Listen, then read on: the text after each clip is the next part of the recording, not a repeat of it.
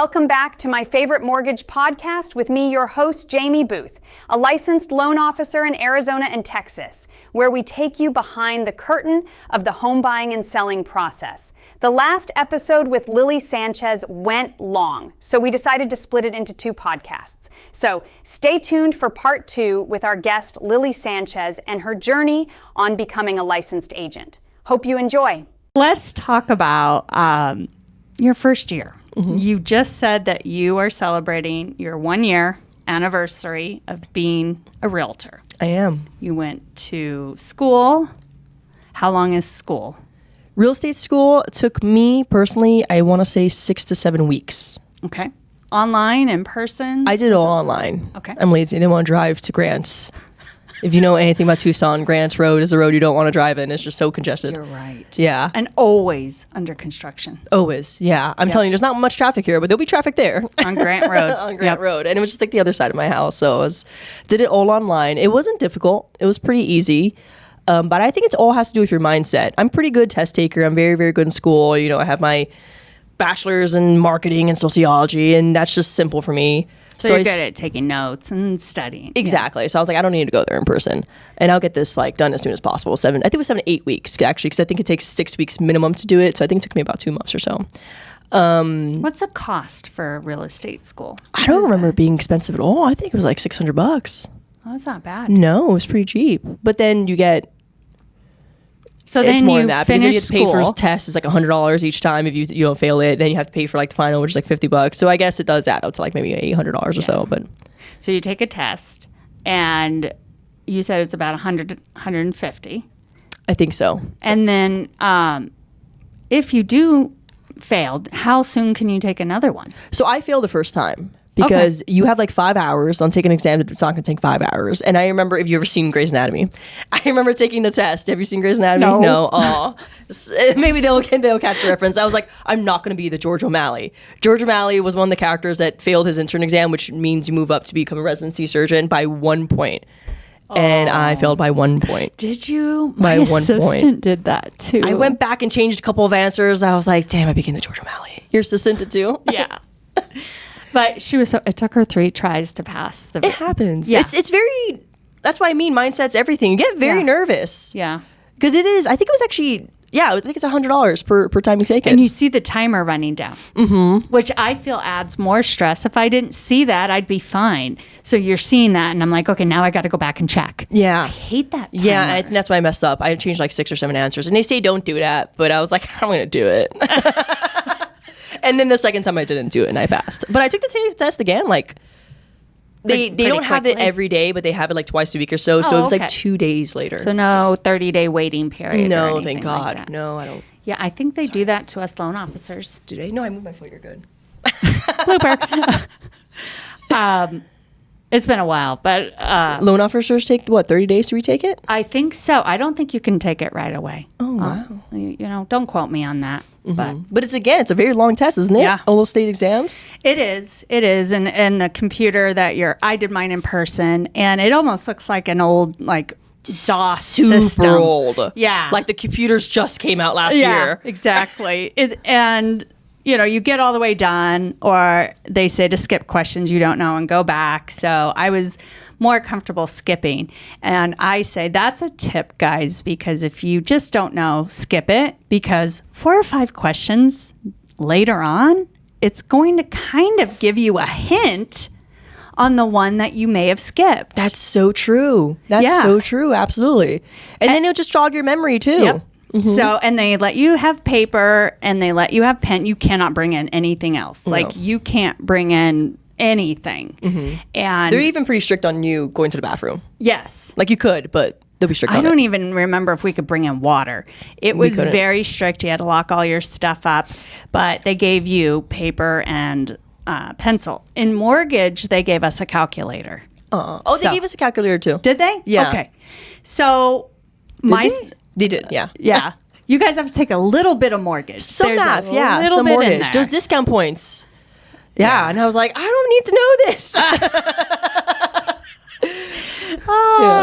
The same way with, how many acres or how many square feet in an acre. Yeah, it was like 17,456. I don't know, 13,000. I don't know. So, but that's my suggestion, guys. If you're taking either one of those tests, mortgage or real estate, just if you don't know and you're not certain, skip it. I'm telling you, it's not going to give you the exact answer, but it is very close to a previous. Yeah.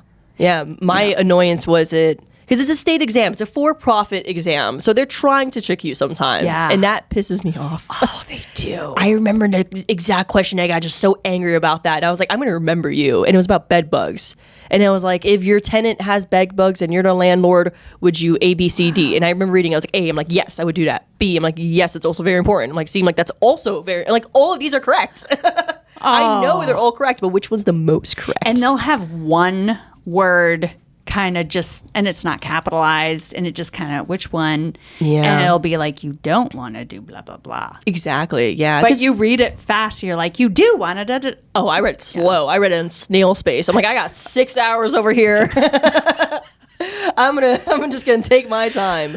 But there was a girl my second time who was there. She's like, oh, I'm taking it 8 times. I'm like, oh my God. Okay, maybe you need to do something else. Well, honey. she finished the exam within like half an hour. I'm like, maybe that's your problem right there. Very I'm not good sure if she point. passed that time. Hopefully she did. If not, well, hopefully, maybe we don't want her to pass. I figured she just memorized the questions at that point. They rotate them. They do. Yeah. Because I took my exam twice. I remember it. I remember it a was- good amount of questions from the yeah. first one. Yeah. And then next step, you pass the test. Yay! Now you find a brokerage and you interview. And they do the same. They're interviewing you at the same time you're interviewing them to find if you guys are a good fit. Then you've got some of your bigger expenses. So you paid for school, you paid for the test, now you pay for... You got to pay for your license. Okay. That one costs a little bit too. So I would say overall it costs probably $2,000 to get your Okay. license. Something around there. Just after, you got to pay for your license, got to pay for your MLS. To get access, It- that about- comes at a cost. Yeah, about $300. You have to pay for, it's called a Supra key, and that's how we get keys to get into a house. Okay. It's the lockbox that you put keys Yes. in. That's Yes. like $25 a month. Okay, so That's you pay constant a fee. monthly membership fee for Yeah. to be able to.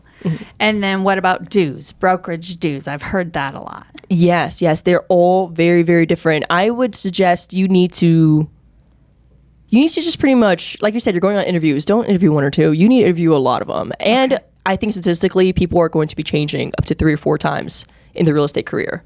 If So they're you doing find more the than 2 years. good fit. Yeah. Yeah. And it's very, very normal. Most people change 3 or 4 times. I lost my train of thought. Dues.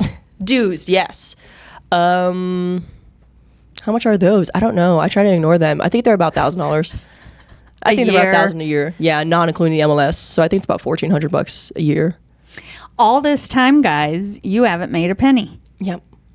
So there's a lot of upfront that I wanted to talk with someone who's been in officially 1 whole year, that it's a big expense in the beginning. Will it pay off is going to depend on how hard you work. 100% commission. First 2 years, about 90% of people don't renew their license because you have to renew your license every 2 years and you have to take classes, 24 hours of classes. And each class usually is about 3 hours each. So you have to take about 8 classes. And those classes aren't free No, either. they cost you somewhere $10, $25 each. So Okay. that's in there a couple $100 or so. Yeah. And then you got to renew your license every year, Every other year. every other year. Yeah, every 2 years. Got it. Got it. Yeah, and 90% of people don't do that first 2 years because, like you said, it takes a while to get a paycheck. You know what I mean? Even if you do get a listing or do get a buyer, buyers, who knows with them, they could take months. They could take years if they don't find the right house. Or if they need some work on their credit or loans or don't have money saved up. Exactly. That's another thing. You need to build your team. What loan officers are communicative, are great, are good at your job, like Jaimie here. You need your inspection guy. You need your title agency, the ones you like who are communicative and could work out a messy deal. Yeah. Home warranty. Home warranty people, yeah. I like to use Old Republic Home Warranty. They have a good home warranty. What other kind of partners? Vendors. You need a lot of vendors. You need roofers, HVACs, plumbers. Ah, yeah. That's really, really important because when you're going to your inspection period, everything is so time sensitive. Right. If you're working with a buyer, you have 10 days to get it all done, which means you need to schedule day one in order to get the inspection out of there. And you had Chad Casper from Pillar to Post here. Yes. I've used him a couple of times. He's like the Pillar to Post is like the go-to guy. He's great. they'll get out there like 2 days and get the inspection the next day or the day of, because okay, now I might need a plumber out there. I might need a roofer out there. Yeah. Tucson, again, if you're in monsoon season, you might not be able to get a roofer out there because those roofs are flying out of houses every once in a while. They really are. They really are.